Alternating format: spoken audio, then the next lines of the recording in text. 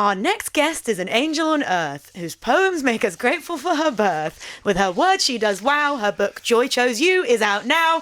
Let's say hello to Donna Ashworth! All right, Donna!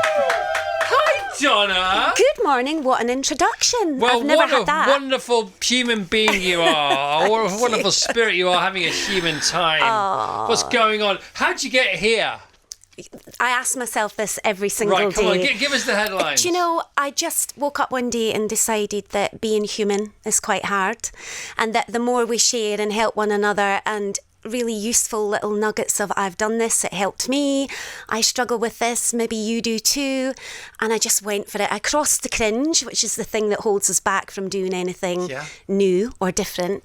I crossed the cringe and just thought, I'm going to put my head above the parapet, spread a bit of joy, and talk about some real things. There's the Edinburgh Fringe. Why don't you do the Edinburgh Cringe? The Edinburgh Cringe. You've got to do it, haven't you? Why don't you take the cringe to the Fringe? Oh, I love it. Take It's done. the cringe to It's writing itself. I watched you on Bryony's podcast whilst preparing for you to come on the show, and she talks about the fact, it's never too late to pivot, and you have pivoted later on in life. Just tell us the before and after you.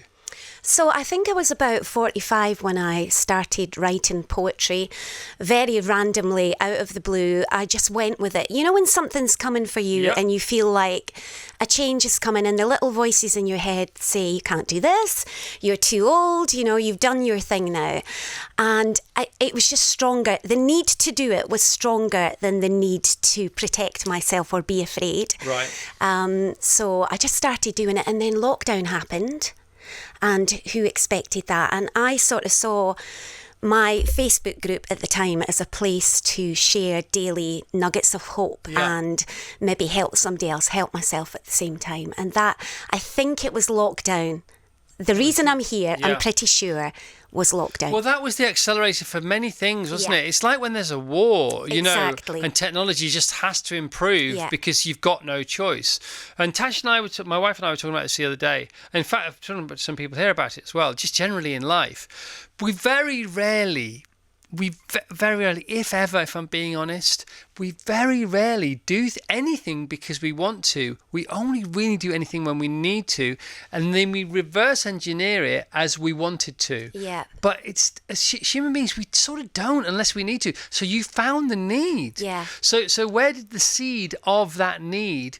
Where was it? What was going on with it? In honesty, I was coming to a bit of a breakdown, I think, and I've looked back over my life since, and I can see it was a bit of a pattern.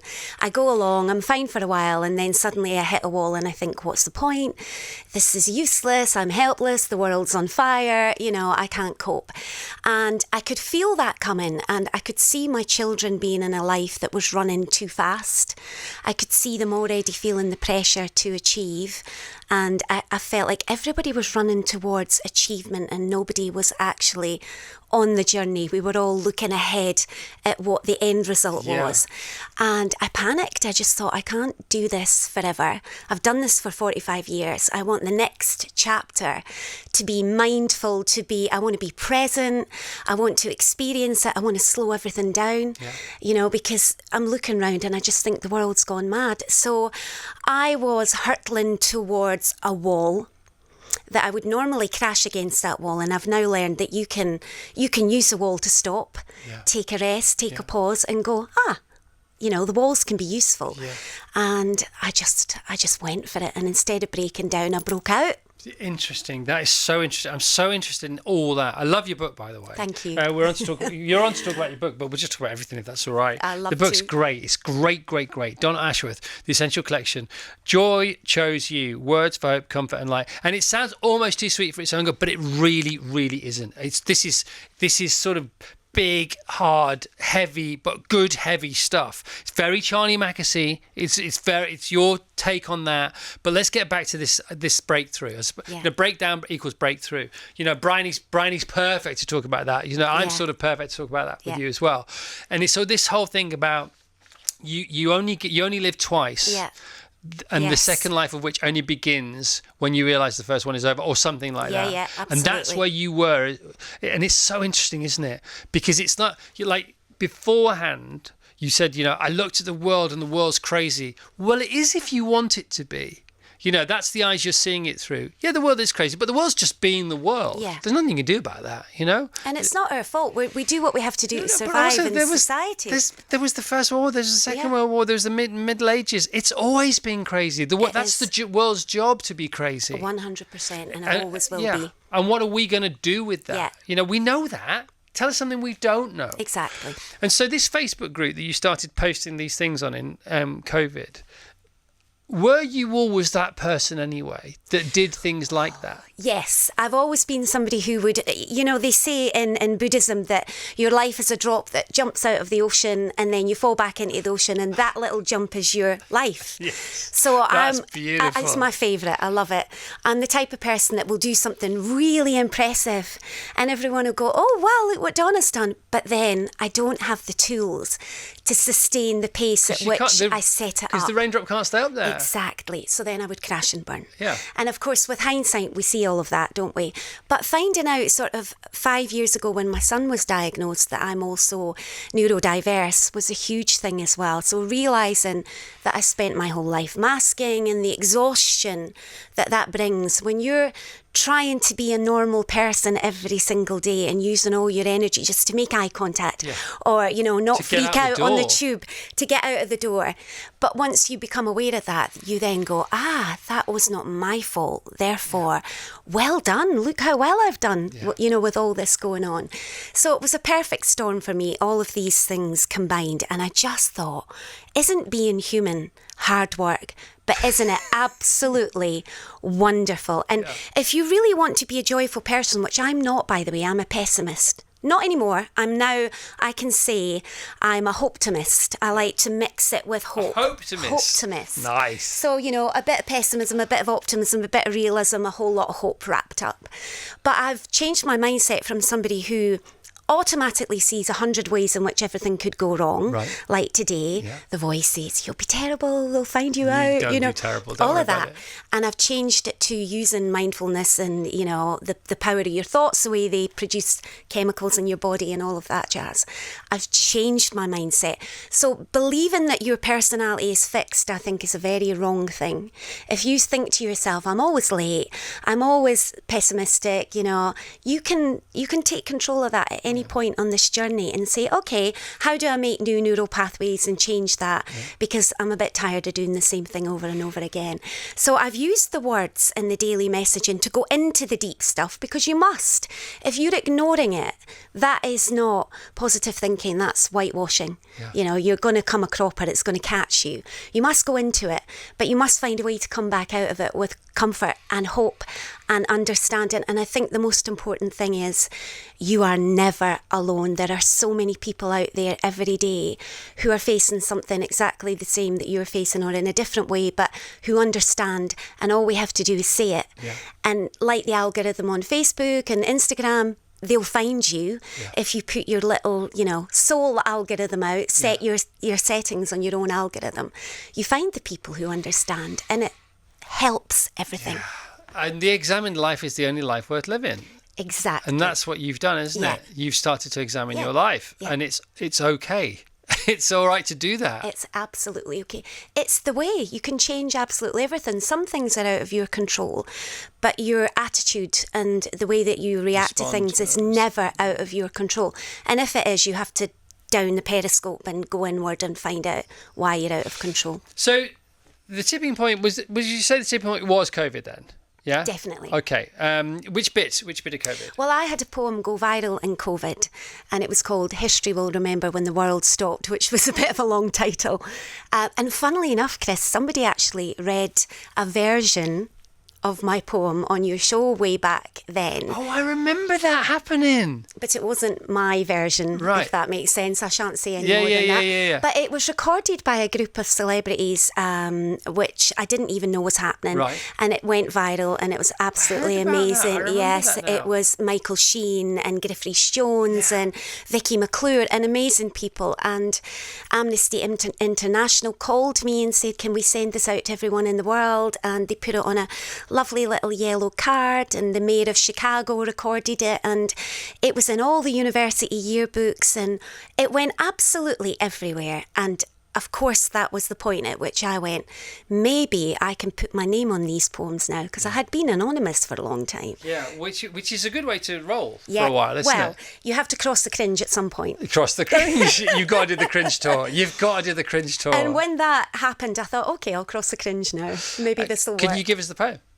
I don't have it with me, and I don't know if it's in my memory. History will remember when the world stopped, and that's absolutely all that's coming into my mind. Can you believe it? After all that, no, don't worry. We'll finish with that. Can you get it out? Print it out for us. That'd be great. The book is beautiful. The book is beautiful. There are poems in there. There are thoughts in there. There are affirmations in there. A couple of pages for a couple of things. A couple of lines for other things.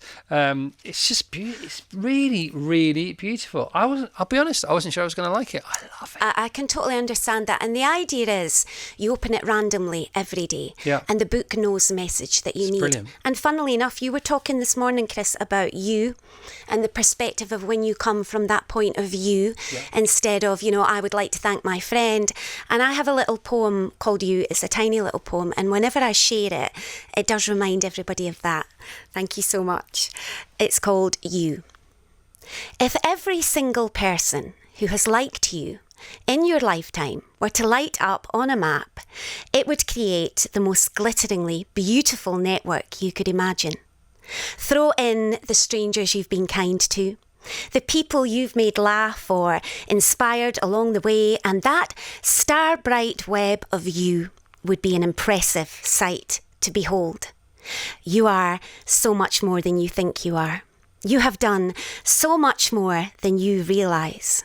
You're trailing a bright pathway that you don't even know about. What a thing. What a thing indeed. I love it. You're in that sort of what would it be? How would you describe it? You've crossed the cringe. Yes. And now there's a golden bridge of opportunity, and you've got to be so careful in your position now not for this to become performative, haven't you? Yes. So what are your thoughts with it's that? such a good question, because I have to remind myself all the time, because poetry is a funny beast. It attracts a lot of snobbery and criticism and, layers and echelons of you have to be a certain way to be able to join this club.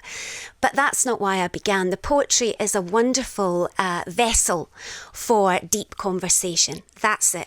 If you want to get a message across to somebody and you want to cut through 10 layers of shallow, poetry is a great way to do it. And that's why I began to get messages to people who could use them every single day, not just for weddings or funerals or high days and holidays, but for every day.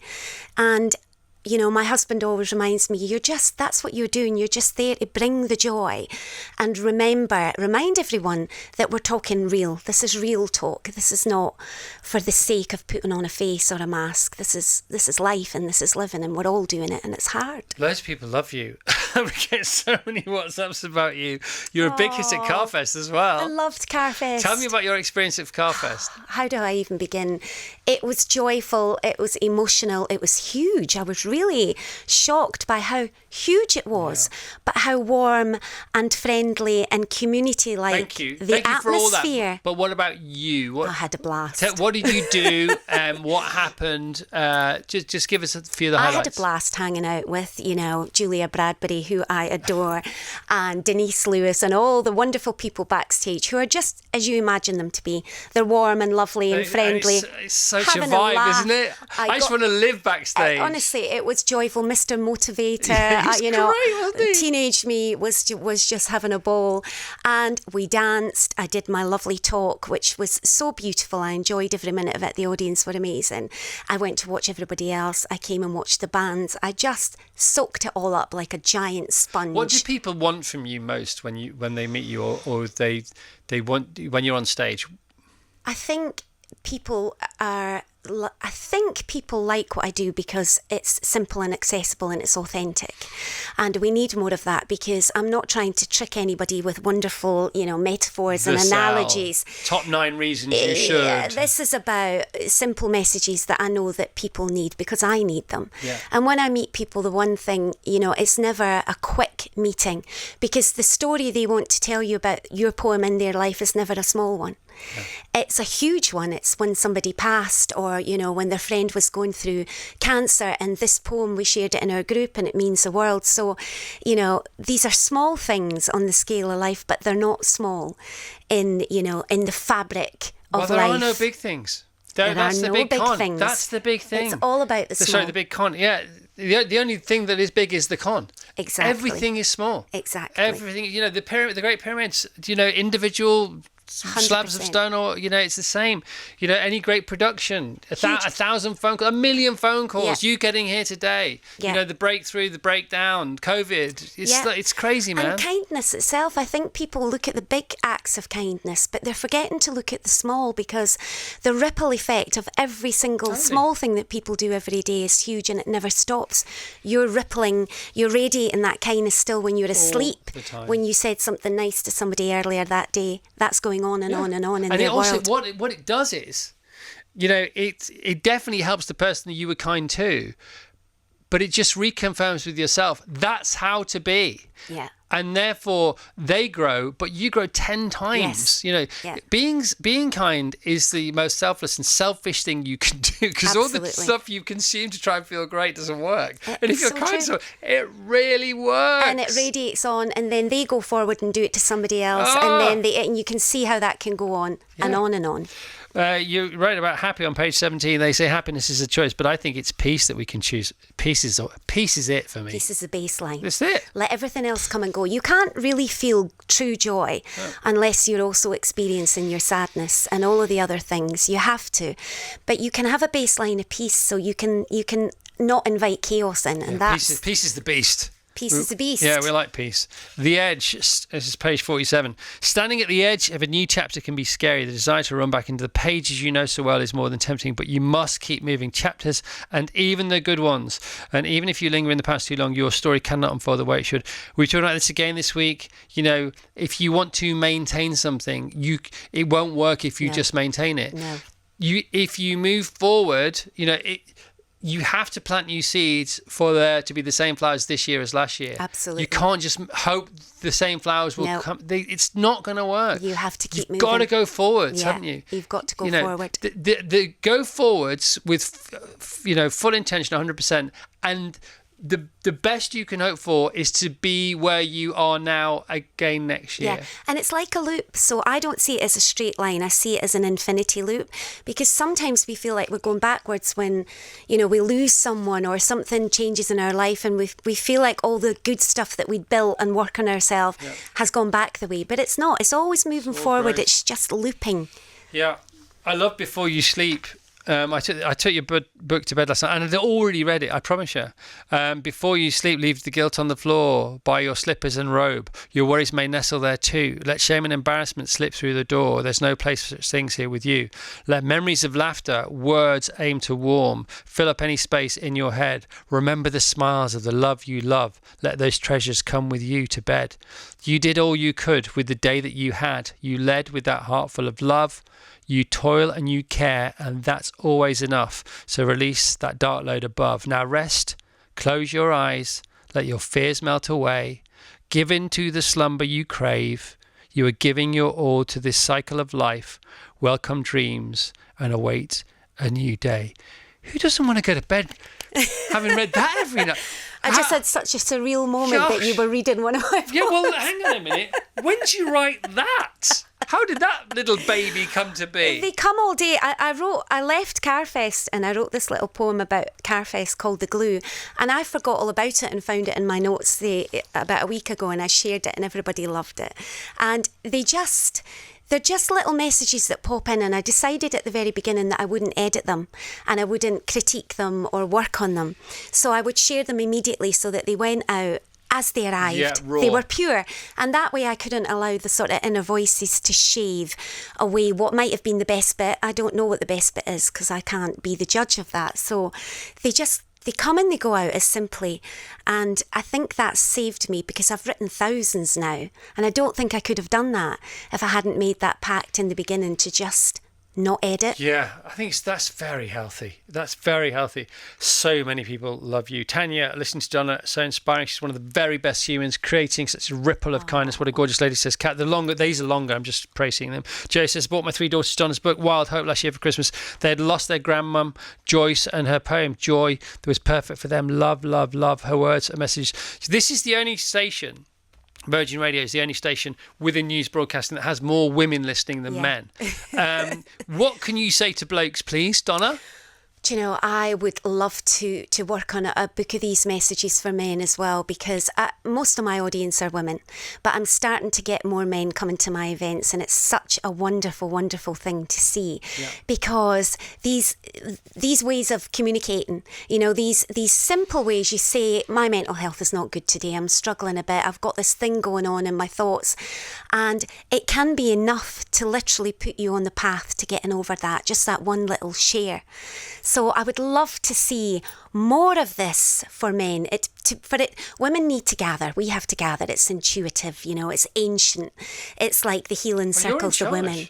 Yeah. It's just that we tried to pretend you weren't it's not gone well, has it? We must gather the women, but men need to gather too. And I'd love to see, because I'm seeing such changes in the world every single year. There's such progress being made. Everyone says the world's getting worse, but I don't think it is. I think the world is getting better. The world is just worlding. It might be getting worse, it might not be getting worse. That's not the point. There are things that are getting worse, but we only see the things that are getting worse. Yeah. We're not sharing enough of the things that are getting better. Yeah. So I'd love for the next sort of wee chapter to see men really being able to do that. And you're an autumn girl. I love autumn. There's a page. I'm actually an every season girl, because you have to find you. what you love. Hang on a minute. I've read your book. You say autumn is your. I love all my children, yeah, but I like autumn a bit more.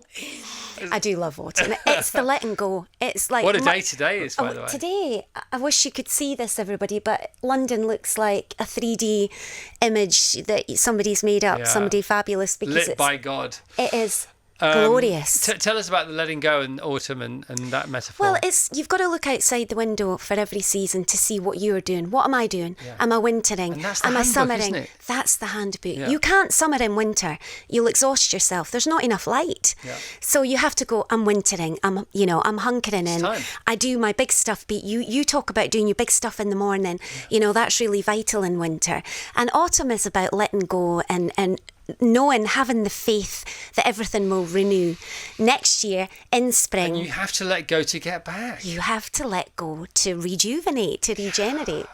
So important. You're great. You're great. Killer sweater. Killer combo. Never too much. Never too much. I've got my Rupert the Bear outfit on you today. got Rupert, you got tartan, you got energy, you got which chakra is that? Is that the third or the fourth? Third chakra orange. Yeah, and I did it because you've got red everywhere as well, and I thought I need to, I'm channeling you look great. red. You are great. Thank Let's you. hear it for Donna Ashworth, everyone. Here we go. Woo! All right, the book is out now. Donna Ashworth, Joy Chose You, Words for Hope, Comfort and Light. And we'll come back with that poem. Thank you so much. We'll be back for one more little hit with Donna after this. I didn't know you'd had 12 books out, 8 Sunday Times bestsellers since COVID. Yes. Stop it. I know. And then, okay, we're with Donna Ashworth, by the way. She's got a new book out. She's got lots of books out. Here's the next one. Joy Chose You, and everybody's loving this book. So then Donna says to me, do you mind me telling the story? No, I would love you to. So Donna says, I said, you've had 12 books out and you only started doing this in 2021. She said, yeah, eight of them are Sunday Times bestsellers. And then she says, then I said, you're the best-selling author since... And I was going to say Pam Ayres because I saw your mouth making a P shape. And she said Plato.